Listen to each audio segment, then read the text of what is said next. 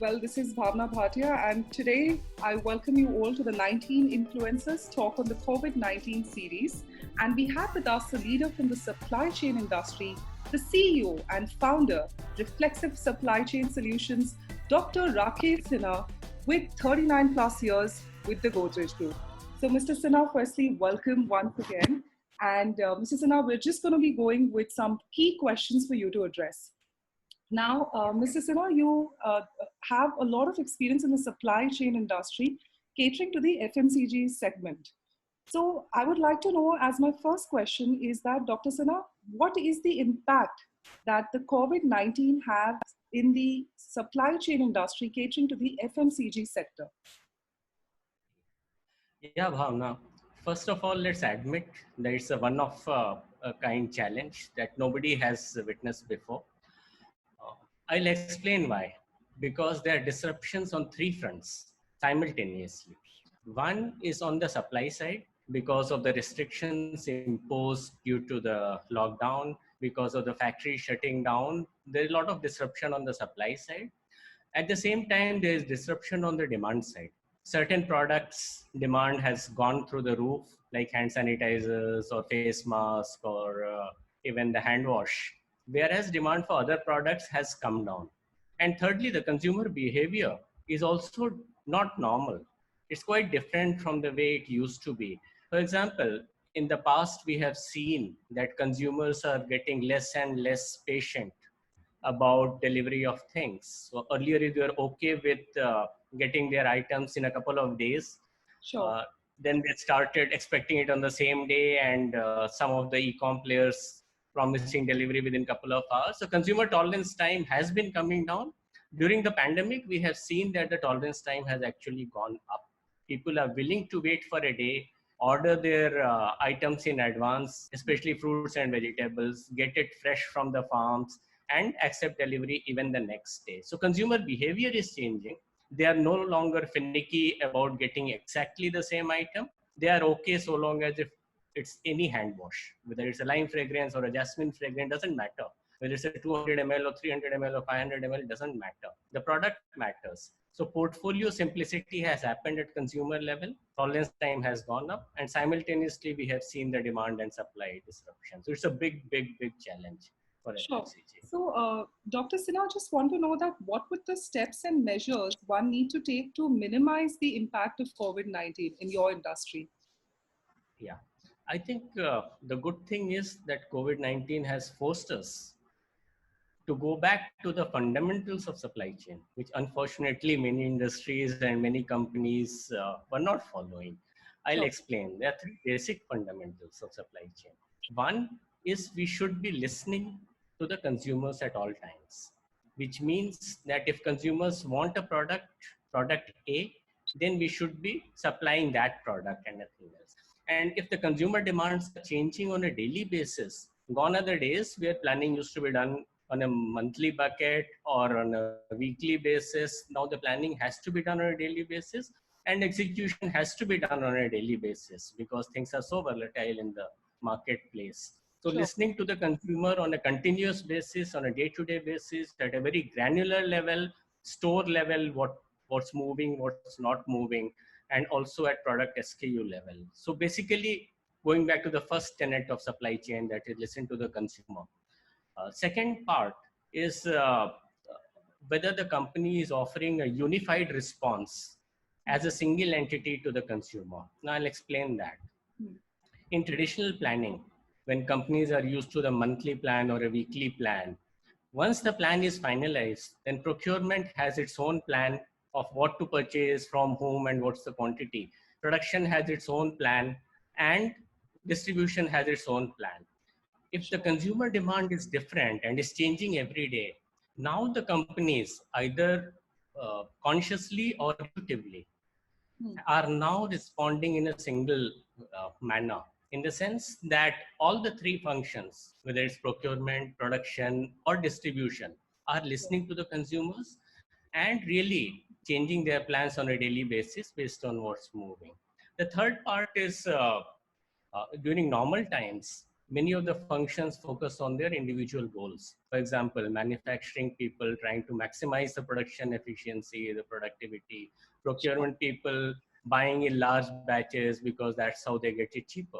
But those days are no longer there. We have to manufacture in small batches. We have to procure in small batches. So everybody's goal is now linked to the overall company goal of satisfying the consumer demand. This is what should be done in normal times, which is not done. But during COVID-19 times, most of the companies are following these three basic principles of supply chain. Absolutely. So, Dr. Sinha, taking a cue from your first answer, now every company's supply chain needs to be more responsive and agile, and you are an expert with that. So, Dr. Sinha, if you could just tell us that how do we make any company's supply chain more responsive and agile in that?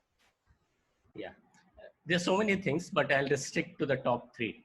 Sure. If the companies follow these three ways of working, then the company's supply chain will be agile and responsive. The first is demand sensing. Are we sensing the consumer demand close to the consumer? Are we sensing it at a granular level, or is it at a very aggregate level?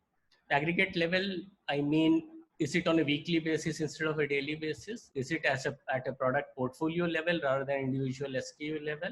And is it for the entire city or entire state at a time rather than individual store level?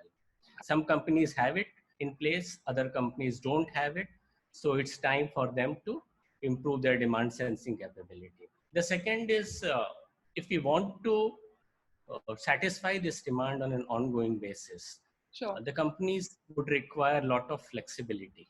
It's flexibility in all legs of the supply chain, whether it's purchase, whether it's production, whether it's distribution.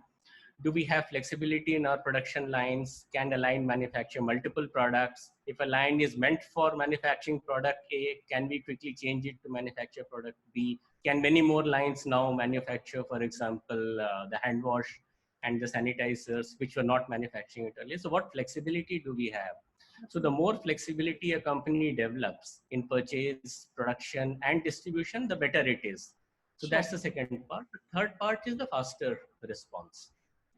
Are we responding to changing in consumer demand on a daily basis, or do we take 2-3 days or a week to respond?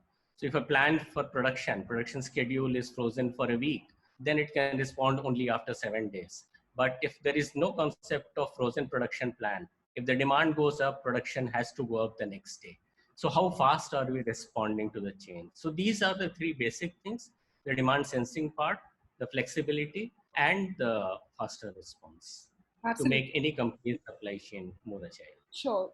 Dr. Sinha, those three suggestions have been very key, and thank you for that. Now, Dr. Sinha, I just want to move on to our next, which is going to be our second last question, is what will the critical challenges be for your business, and what do you think would be the best approach currently to minimize the disruptions created due to uncertainties posed by the COVID-19?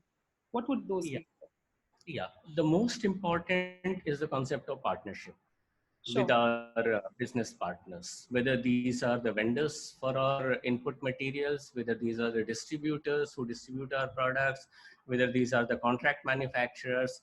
These people, these partners are facing much more difficulty than the big companies because their cash flow position is limited. They don't have access to funds as much. So it's paramount importance that companies help out these business partners during these times.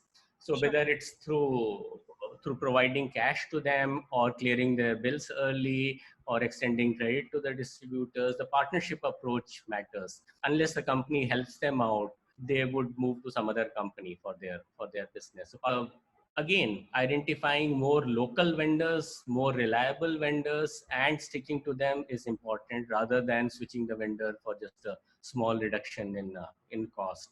So long-term partnerships matter, and companies which have established the long-term vendorship with long-term partnership with their partners, they are doing much better now. Sure. So, Dr. Sinha, now with a lot of uncertainty in the market now, I want to know that what do you think would be the road now for 6 to 12 months, Yeah. in supply chain management, catering to FMCG sector as a particular example? Yeah, first and foremost is the companies which were used to running their supply chain based on the forecast, sale forecast, are now moving to demand-driven supply chain. That's the first major shift. They have experienced how to run demand-driven supply chain during the pandemic, and I hope that they stick to the demand-driven supply chain, which is a much better way of running the supply chain even during normal times. So I see a clear shift from forecast-driven to demand-driven supply chain. So concepts of DDMRP, TOC, these are technical terms, but supply chain people know about it. Those will gain importance. The second is companies will try to develop more flexibility in their operations. As I said, that's the requirement for an agile company. And thirdly, there will be a lot of new business models coming up. A crisis is a good time for startups to really flourish. New startups, I expect a lot of them to come in with new distribution channels. For example, direct to store delivery may gain ground. For example, new ways of distributing products, e-com players would gain more importance. We see FMCG getting distributed through the food delivery guys. That's another distribution channel. So a lot of new things will happen, and hopefully some of them will stabilize over a period of in the next 12 months. Yeah. Sure. So, Dr. Sinha, thank you so much for your valuable words out here, because a lot of players in the supply chain are looking for the leaders at this time to give them confidence as to what's going to be happening so that they gain more insight on this industry. So having you on board for this interview from the supply chain has been an incredible experience. So thank you so much, Dr. Sinha, once again. My pleasure to share it with the fraternity. And Thank thanks, you so Bhavna. much. Thank you.